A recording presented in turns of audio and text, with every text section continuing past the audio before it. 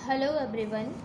आज की क्लास में हम देखेंगे उपराष्ट्रपति और संघीय मंत्रिपरिषद। इससे पहले हमने पॉलिटी की क्लास में राष्ट्रपति देखा था। अगर आपने क्लास नहीं देखी है तो आप चैनल की प्लेलिस्ट में जाके वो क्लासेस देख सकते हैं। और अगर फ्रेंड्स आप नए हैं चैनल पे तो प्लीज़ चैनल को सब्सक्राइब कीजिए और ज़्यादा से ज़्यादा अपने फ्रेंड्स के साथ शेयर कीजिए। तो चलिए शुरू करते हैं आज की क्लास। उपराष्ट्रपति जो संवैधानिक व्यवस्था है उसमें राष्ट्रपति के बाद उपराष्ट्रपति का स्थान आता है और अनुच्छेद 63 के अंतर्गत भारत में एक उपराष्ट्रपति का प्रावधान है और 64 जो अनुच्छेद 64 है उसके अनुसार उपराष्ट्रपति जो है राज्यसभा का पदेन सभापति यानी एक्स ऑफिशियो चेयरमैन होता है।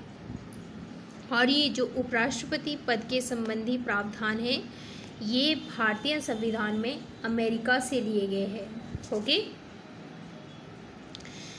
नेक्स्ट अगर हम उपराष्ट्रपति की योग्यताएं देखें तो ये हमें अनुच्छेद 66 के सब क्लॉज 3 में दी गई है कि वह भारत का नागरिक हो, 35 वर्ष की आयु पूरी कर चुका हो और राज्यसभा का सदस्य निर्वाचित होने की योग्यता रखता हो। जबकि राष्ट्रपति में हमने देखा था कि वो लोकसभा का सदस्य निर्वाचित होने की योग्यता रखता हो और उपराष्ट्रपति के लिए राज्यसभा के लिए योग्यता होनी चाहिए। नेक्स्ट है उपराष्ट्रपति का जो निर्वाचन दिया गया है निर्वाचन मंडल, वो अनुच्छेद 66 के सब क्लॉज 1 के अनुसार जो है उसमें कौन कौन से सदस्य शामिल हो सकते हैं। वो संसद के दोनों सदनों के मनोनीत और निर्वाचित सदस्य होते हैं और इनको मिलाकर जो है उपराष्ट्रपति का निर्वाचक मंडल बनता है। ओके, और उपराष्ट्रपति का जो निर्वाचन होता है वो गुप्त मतदान प्रणाली द्वारा किया जाता है।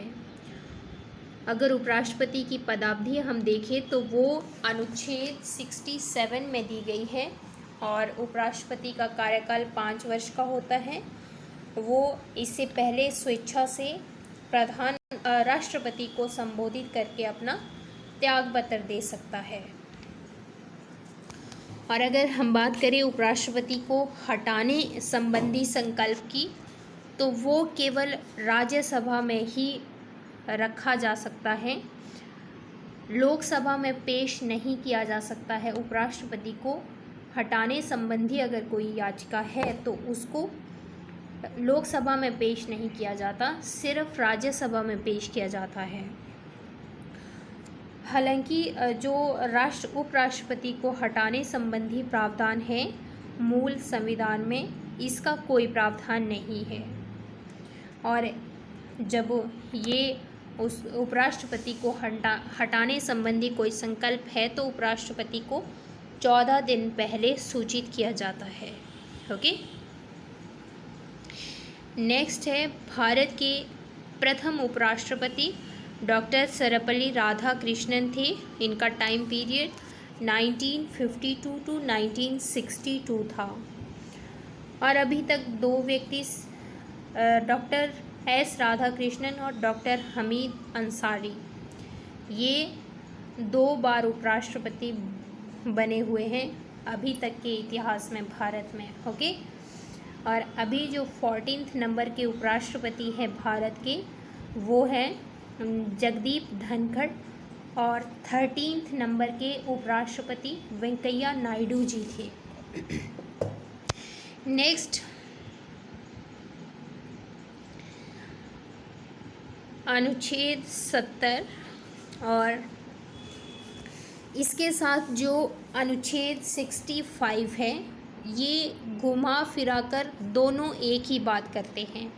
65 क्या कहता है कि उपराष्ट्रपति का जो आकस्मिक रिक्तियों अथवा राष्ट्रपति की अनुपस्थिति में राष्ट्रपति के कर्तव्यों का निर्वहन करना, ये अनुच्छेद 65 में कहा गया है।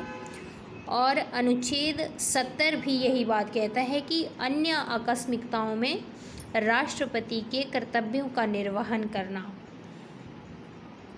और जब जो उपराष्ट्रपति राष्ट्रपति के कर्तव्यों का निर्वहन करता है तो उस समय उपराष्ट्रपति का पद रिक्त माना जाता है और वह राज्यसभा का सभापति भी नहीं होता है। ओके। और इसके अतिरिक्त अनुच्छेद 69 में उपराष्ट्रपति द्वारा शपथ ग्रहण का प्रावधान है और वो शपथ लेता है, मैं भारत के संविधान के प्रति सच्ची श्रद्धा और निष्ठा रखूँगा, मैं अपने पर और कर्तव्यों का निर्वाह श्रद्धापूर्वक करूँगा। ओके। नेक्स्ट है हमारा संघीय मंत्री परिषद। भारत में जो वैधानिक प्रमुख होता है वो राष्ट्रपति होता है, जबकि वास्तविक प्रमुख प्रधानमंत्री होता है। और ये हमें अनुच्छेद आर्टिकल 53 में कहा गया है कि जो संघ की कार्यपालिका शक्तियां हैं वो राष्ट्रपति में निहित होगी। और अनुच्छेद 74 में हमें ये बताया गया है कि राष्ट्रपति को सहायता और सलाह देने के लिए एक मंत्री परिषद होगी और जिसका प्रधानमंत्री होगा, जिसका प्रमुख प्रधानमंत्री होगा। ओके। और वास्तविक रूप से कार्यपालिका की समस्त शक्तियां मंत्री परिषद में ही निहित होती है और वो जो राष्ट्रपति के नाम पर शासन की समस्त शक्तियों का उपयोग जो है मंत्री परिषद द्वारा ही किया जाता है। ओके। और मंत्री परिषद का संगठन की हम बात करें तो मंत्री परिषद जो है प्रधानमंत्री सहित सभी प्रकार के मंत्रियों का समूह, उसको मंत्री परिषद कहते हैं। मंत्रियों के समूह में कैबिनेट मंत्री, राज्य मंत्री और उप मंत्री शामिल होते हैं। ओके। प्रधानमंत्री की नियुक्ति की हम बात करें तो ये अनुच्छेद 75 का सब क्लॉज 1 उसके अनुसार जो है प्रधानमंत्री की नियुक्ति राष्ट्रपति करेगा। ये हमारे संविधान में जो है प्रावधान है और अन्य मंत्रियों की नियुक्ति राष्ट्रपति प्रधानमंत्री की सलाह से करेगा। लेकिन वास्तव में होता क्या है कि जिस दल को लोकसभा में स्पष्ट बहुमत मिलता है उसी के नेता को जो है राष्ट्रपति प्रधानमंत्री बना देता है। और अगर लोकसभा में किसी दल को स्पष्ट बहुमत प्राप्त नहीं हुआ है तो उस समय क्या है, राष्ट्रपति अपने विवेकानुसार उस व्यक्ति को प्रधानमंत्री बनाता है जिसको लोकसभा में बहुमत प्राप्त करने का विश्वास हो, उसको बनाएगा राष्ट्रपति। ओके। और अपने पद की शपथ लेने के बाद प्रधानमंत्री अन्य मंत्रियों और उनके विभागों की सूची राष्ट्रपति को देता है। और अनुच्छेद 75 का सब क्लॉज 5 मंत्री बनने के बाद जो है 6 महीने के अंदर संसद में किसी भी सदन का सदस्य बनना अनिवार्य है। जो मंत्री परिषद का सदस्य बनने के लिए पहले ये आवश्यक नहीं है कि वह व्यक्ति किसी सदन का सदस्य हो संसद में, लेकिन अगर मंत्री बन गए उसके बाद जो है 6 महीने के अंदर संसद के किसी भी सदन की सदस्यता जो है प्राप्त करना अनिवार्य हो जाता है उसके लिए। ओके। और मंत्रियों को पद एवं गोपनीयता की 2 अलग अलग शपथ दिलाई जाती हैं और मंत्री परिषद का कार्यकाल निश्चित नहीं होता है। वास्तव में जो है मंत्री परिषद तब तक बनी रह सकती है जब तक वो लोकसभा में विश्वास प्राप्त करे और अधिक से अधिक मंत्री परिषद तब तक बनी रहती है जब तक लोकसभा का कार्यकाल अर्थात 5 वर्ष तक बनी रहती है। ओके। नेक्स्ट, मंत्री परिषद का आकार। मूल संविधान में मंत्रिपरिषद के आकार के प्रावधान नहीं है। फिर बाद में ये संविधान के 91 नंबर का जो संविधान संशोधन 2003 में हुआ है, उसमें सब अनुच्छेद 71 सब क्लॉज 1 को जोड़ा गया, जिसके तहत जो है मंत्रिपरिषद में प्रधानमंत्री सहित कुल संख्या जो है लोकसभा के सदस्यों की कुल संख्या का 15% होगी, इससे अधिक नहीं होनी चाहिए। और वर्तमान में जो केंद्रीय मंत्रिपरिषद में अधिकतम मंत्री होते हैं वो 83 हो सकते हैं। ओके, मंत्रियों के प्रकार 3 मंत्री होते हैं। कैबिनेट मंत्री, मंत्रिपरिषद में 3 तरह के मंत्री होते हैं, कैबिनेट मंत्री, राज्य मंत्री और उप मंत्री। जो ये कैबिनेट मंत्री होते हैं, ये जो प्रशासन की सर्वोच्च इकाई होते हैं और सरकार की नीतियों का संचालन करते हैं ये।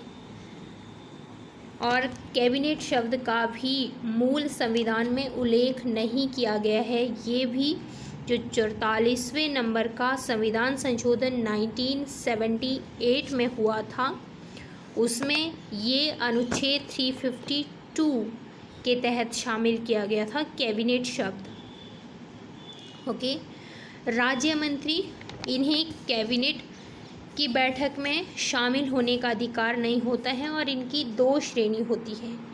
एक तो वो जो स्वतंत्र प्रभार वाले राज्य मंत्री होते हैं और दूसरे वो जिन्हें स्वतंत्र प्रभार नहीं दिया जाता है। अर्थात जो स्वतंत्र प्रभार का मंत्री होता है, जो स्वतंत्र प्रभार वाले मंत्री होते हैं, उनके पास अपना एक विभाग होता है और वो अपने विभाग का प्रमुख होता है। और जिनके पास स्वतंत्र प्रभार नहीं होता है, उनको वो या तो स्वतंत्र प्रभार वाले मंत्री के अंडर काम करते हैं या फिर वो कैबिनेट मंत्री के अंडर काम करते हैं। ओके, उप मंत्री ये जूनियर होते हैं, इससे भी जूनियर होते हैं। ये कैबिनेट मंत्री या फिर स्वतंत्र प्रभार वाले राज्य मंत्री के अधीन कार्य करते हैं। ओके, सामूहिक दायित्व अनुच्छेद 75 का सब क्लॉज 3 कहता है कि मंत्री परिषद लोकसभा के प्रति सामूहिक रूप से उत्तरदायी होगी।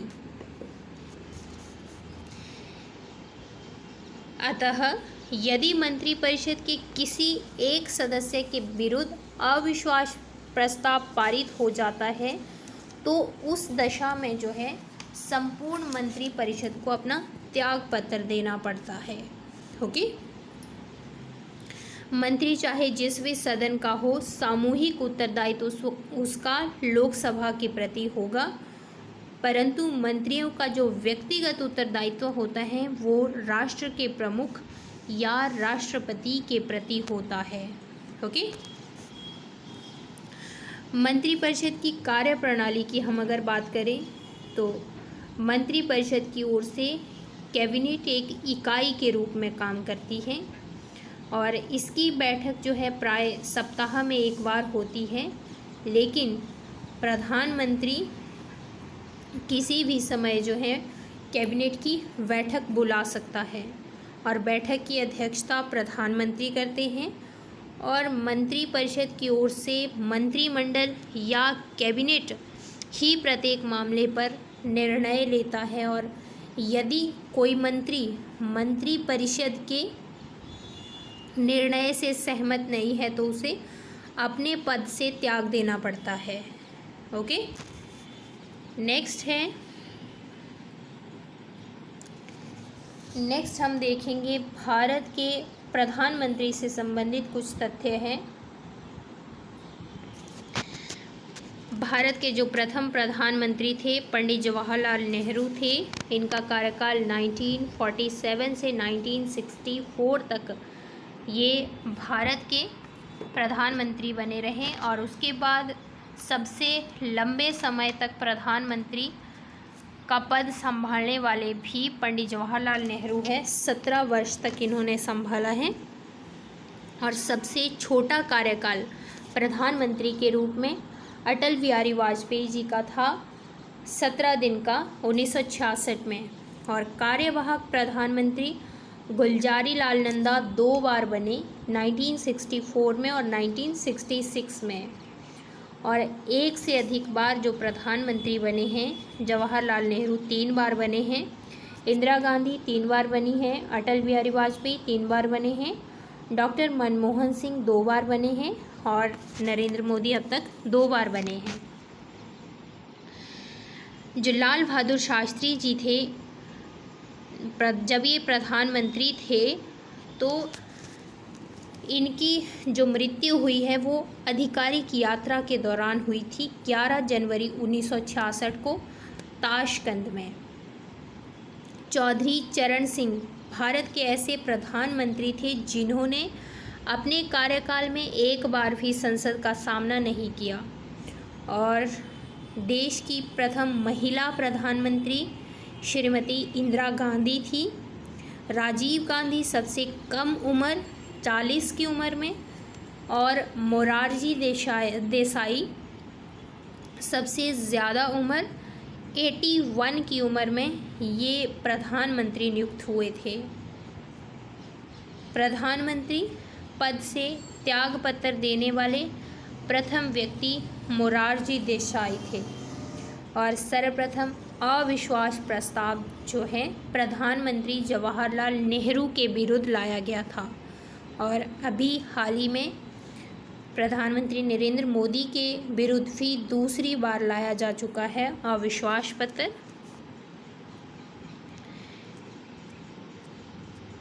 तो ये थे हमारे